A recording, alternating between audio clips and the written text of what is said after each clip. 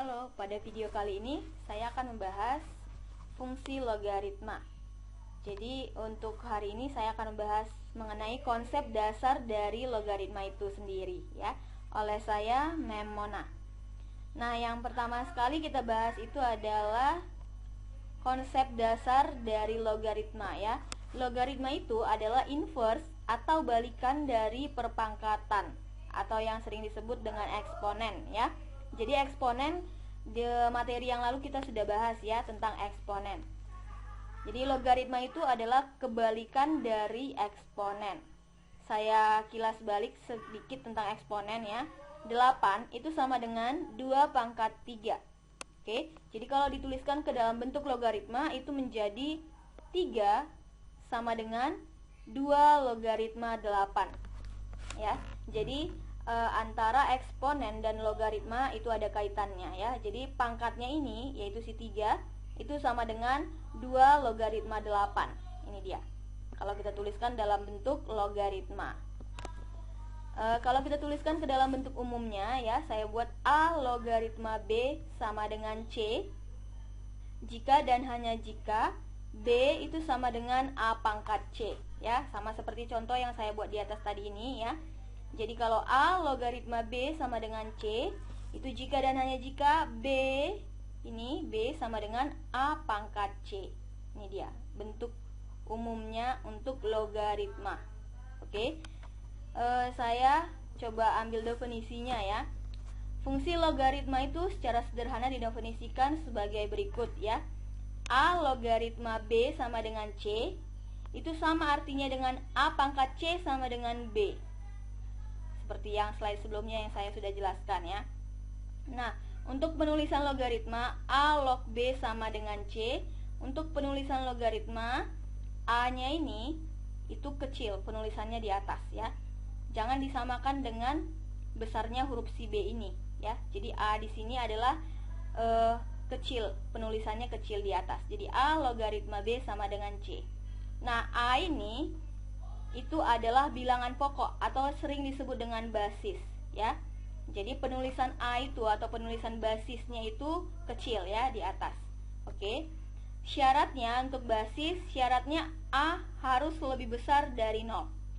Ya, A lebih besar 0. Artinya A-nya positif. Dan A tidak boleh sama dengan 1. Oke.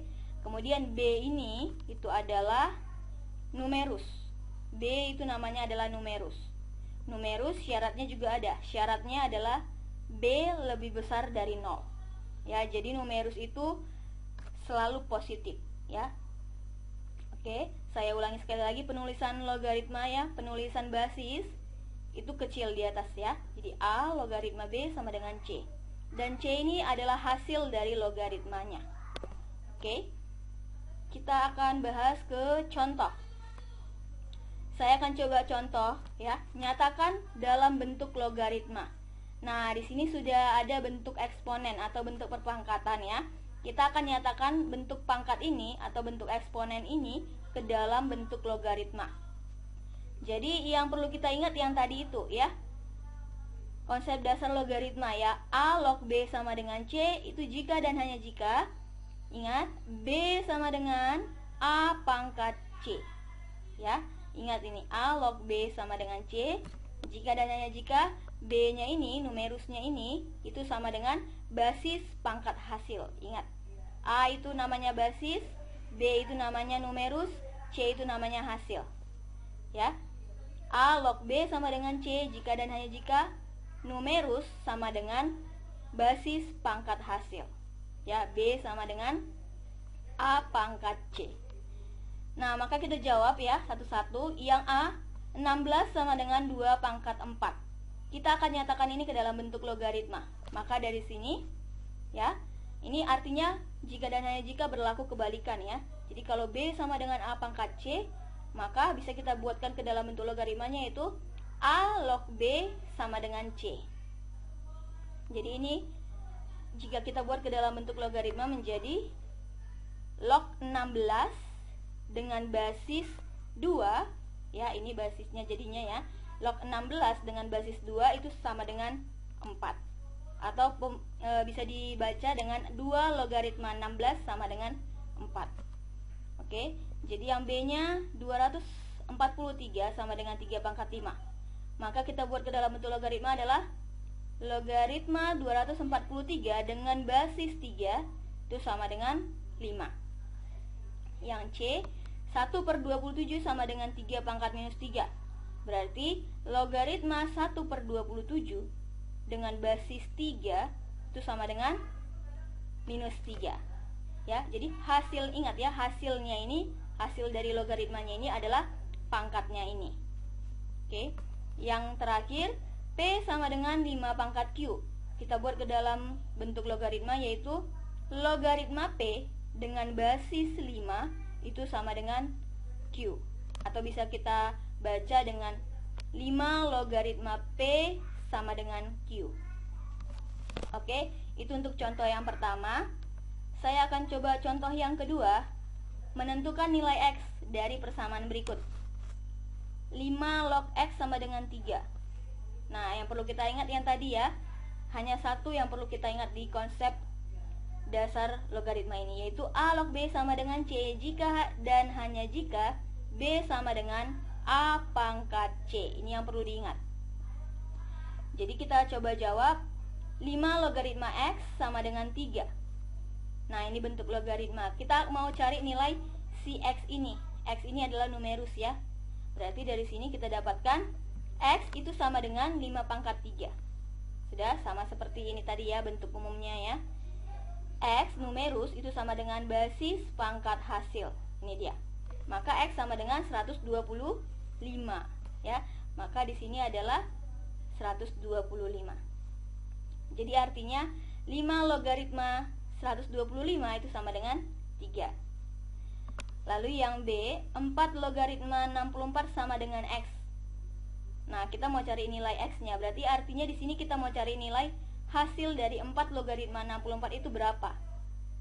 Ya, kita buatkan ke dalam bentuk pangkat atau ke dalam bentuk eksponen menjadi 64 itu 4 pangkat X. Benar ya, 64 adalah 4 pangkat X. Maka X-nya adalah 3.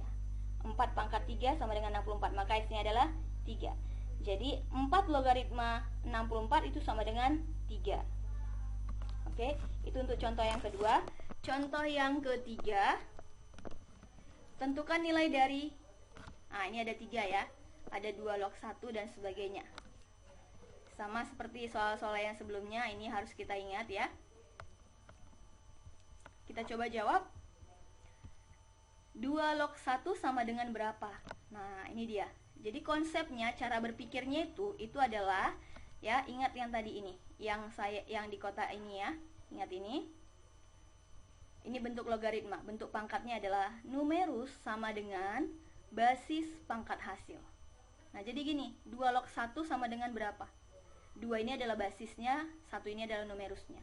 Jadi cara berpikirnya adalah 1 ini itu sama dengan 2 pangkat berapa? Kan gitu ya, sama seperti ini kan. 1 adalah 2 pangkat berapa?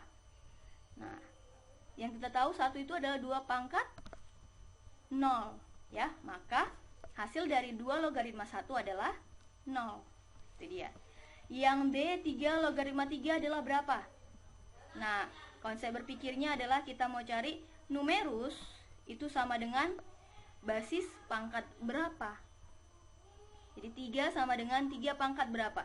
Yaitu 3 pangkat 1. Maka hasil 3 logaritma 3 adalah 1.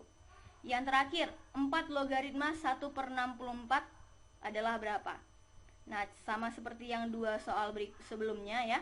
Jadi 1/64 itu 4 pangkat berapa?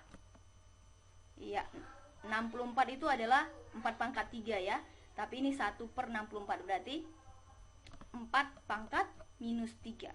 Maka hasilnya ini adalah minus 3. Oke, itu dia contohnya. Lalu saya akan bahas logaritma dengan basis 10. Nah, kalau yang tadi ini kita lihat basisnya ada berapa? Basisnya di sini kalau yang A basisnya 2, yang B ini basisnya 3, yang C basisnya 4 ya. Nah, sekarang kita bahas kalau logaritma yang basisnya 10 bagaimana penulisannya ya. Nah, ini dia. Yang pertama, basis 10 pada logaritma itu tidak perlu dituliskan ya, tidak perlu dituliskan. Pada bentuk A log B sama dengan C ya, misalkan A log B sama dengan C.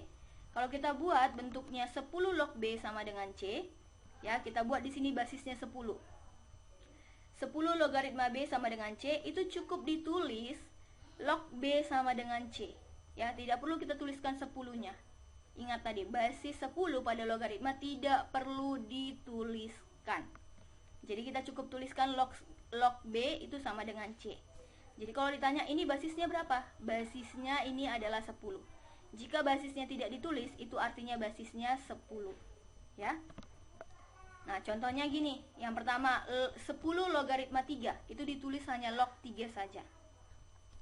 Lalu 10 log 10 itu ditulis hanya log 10 saja ya. Saya ambil contohnya 1.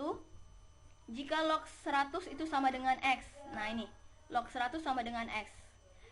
Saya tanya berapa di sini basisnya. Nah, basisnya kalau tidak ditulis itu artinya basisnya di sini 10 ya. Jika logaritma 100 sama dengan X, tentukan nilai X katanya. Bisa kita jawab ya. Logaritma 100 sama dengan X. Kita ubah ini ke dalam bentuk pangkat, yuk. Berarti numerus sama dengan basis pangkat hasil, ingat. Numerus ya 100 sama dengan basisnya 10 pangkat X. Pangkat hasil, hasilnya X ya, belum diketahui. Oke, berarti 100 sama dengan 10 pangkat X. 100 itu adalah 10 pangkat berapa? 10 pangkat 2. Maka nilai X-nya adalah 2. Jadi dengan kata lain logaritma 100 itu adalah 2. Oke. Nah, demikianlah contoh dan konsep dasar ya dari logaritma. Oke, semoga penjelasan dari saya bermanfaat dan mudah dimengerti ya. Sampai jumpa di pertemuan berikutnya. Terima kasih.